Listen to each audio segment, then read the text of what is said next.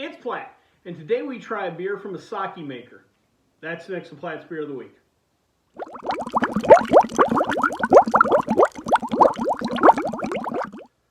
So the particular beer we have today is the White Ale from Hitachino Nest. Hitachino Nest is produced at the Kyochi Brewery. The brewery itself is located in Naka, Japan. Naka is along the central coast area of the Pacific side of Japan. There's kind of two separate stories here. There's the beer brand, Hitachino Nest, and then there's the story of Kyochi Brewery. We're going to start off with Kyochi Brewery. The brewery history dates all the way back to 1823 when a gentleman named Kyochi Gaihihi. I apologize, I'm going to butcher some names in this video. Just going to let you know up front. His family, the Kyochi family, had for years done a service for the local farmers. They would deliver rice from the farmers to town as part of an annual tribute. Didn't really get into the specifics of what that meant, but my research kind of implied, I guess, local religious, ceremony. They were bringing rice to the temple, what have you, and they always ended up with some excess rice. And they, I guess, took some notes from their brothers in the U.S. and Kentucky and Tennessee. The old hillbillies then would take extra corn or whatever grain they'd grown and turn that into moonshine. Over in Japan, they decided to turn it into sake. Makes a lot of sense. If you have excess, grains, what have you, you could hold them. They could possibly spoil, rats get into them, what have you. Or you could turn it into alcohol that either you consume personally, trade it for, or sold. Well, the Kyochi family decided they were going to get in the sake business. Interesting enough, and even on the website, they point this out, that they went and purchased sake making equipment. The idea that in 1823 there was somewhere you could buy sake making equipment, that even if you produced it, you would have figured you just made your own kettles, what have you, fermenters. But apparently they went and bought some equipment. They ended up producing 20 liters that first year. Not a lot, but a great start. They eventually kept growing. They eventually also got into the soju business. Soju is a distilled spirit, generally lower than your vodka, rums, gins. Instead of the 80 proof stuff, they're generally in the 50 to 60 range. Predominantly made from rice, but can also be made from barley and sweet potatoes. And Kyochi was kind of happy just doing that business for a long time, for roughly 170 years. But there was a change in the mid-90s in Japan, 1996 specifically. The Japanese government allowed breweries, sake breweries, to get into the beer business. A little different than here in the U.S., where you have your breweries over here, your winemakers over here, your distilleries here, cider makers. There is some crossover now, but for the most part, they're kept separate. Well, in Japan, they let the sake makers get into the brewing business. Kyochi decided they were going to do this, but they would create a separate craft arm called Hitachino Nest. That was the brand they created. If you go on the website stuff, there's a separate website for Hitachino Nest, separate kind of marketing, still though under the same corporate umbrella. Couple of big dates as far as the beer brand goes.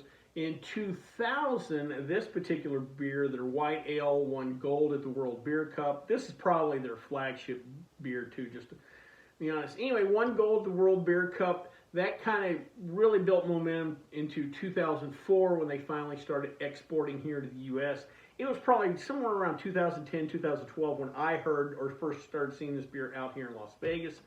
Next, in 2015, they opened what they call their brew lab in Tokyo. It was a tap room / restaurant.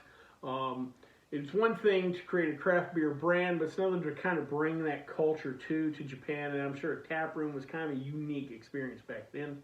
Lastly, this year in 2023, they're celebrating their 200th anniversary, which that is pretty impressive in this business.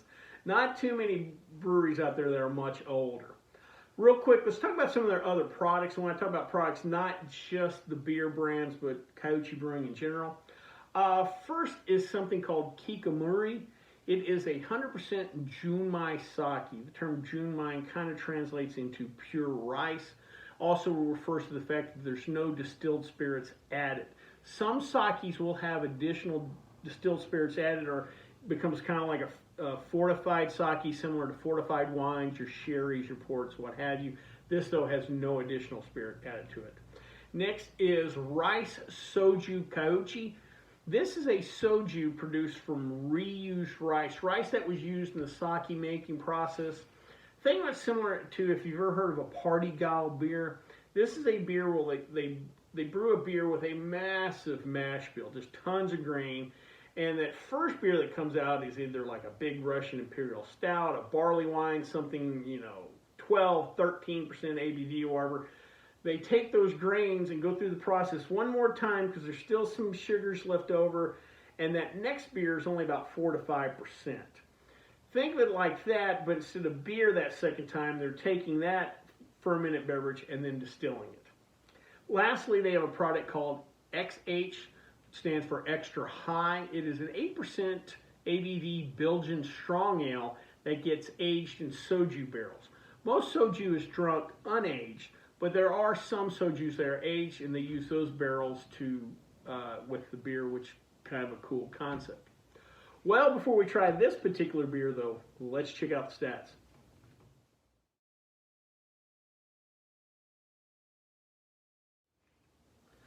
So today, before we try this beer, I thought we'd talk about bars in Tokyo. When I was researching and they were talking about the tap room in Tokyo, kind of reminded me of some stories. Out here in Vegas, I've met a lot of people that have gone to Tokyo, and they told me what a really cool town as far as the cocktail/bar scene.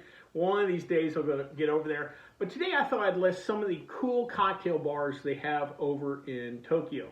First is a bar called Memento Mori, which I think translates into Remember You Will Die, or You Will Eventually Die. Thanks for reminding me. It is a high-end, hip cocktail lounge over there that is known for its exotic ingredients. One of the drinks they make is a Negroni using a cacao extract, what have you. I'm not a big Negroni guy, but I can see how those flavors would work. It sounds, again, like they're doing some really interesting stuff over there. Next is the Grey Room. This is a place that brings kind of a South Asian flavor to their cocktails and combines it with the ambiance of like a James Bond movie, a real hip, high-end, kind of high-energy cocktail lounge. And lastly, we have the Bellwood. It is a bar kind of, as far as the aesthetics, kind of the classic coffee house look to it. The bar, from what I gather, is kind of an after-work spot, similar to some of those bars in downtown Manhattan that gets all the lawyers and hedge fund guys, or whatever. This has that similar kind of vibe, along with some really creative high-end cocktails. They have one called the Okashiba Old Fashioned that they make with a soy powder.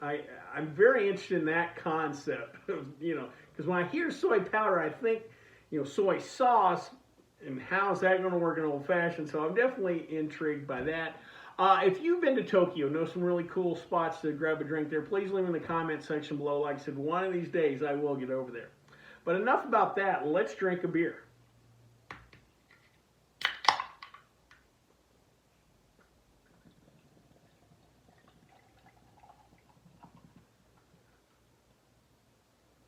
All right.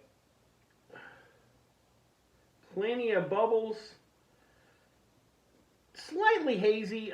For a Witbier, it's not as hazy as normally, but it's got a little bit of haze.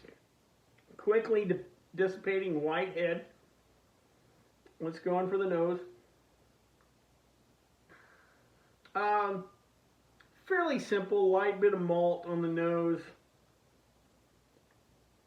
I'm not necessarily picking up the classic orange. Well, maybe just a slight hint of the orange peel, but you're not picking up the coriander much. But let's give her a try. Oh, that's nice.